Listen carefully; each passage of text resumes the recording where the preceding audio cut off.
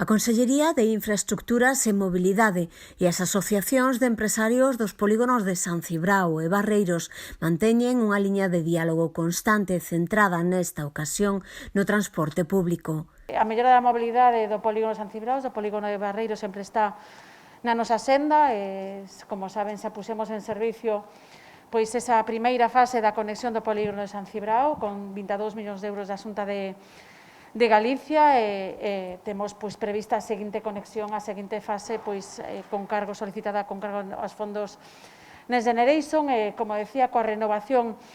do transporte público que fixemos, que implantamos a finais do ano 2019, quixemos mellorar esas conexións e o certo é que incrementamos un 50%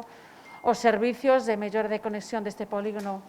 coa cidade de Ourense e a aposta polo transporte público significa pois facer seguimento das liñas de transporte, do noso transporte público, escoitar as demandas, intentar atender as necesidades, as reivindicacións e nos leva a xuntanza pois de hoxe con o obxectivo de reforzar e seguir atendendo as demandas do transporte público. As medidas de apoio ao transporte público supoñen neste caso adaptar mellor os horarios ás necesidades dos traballadores, incrementar frecuencias e facilitar un maior número de paradas.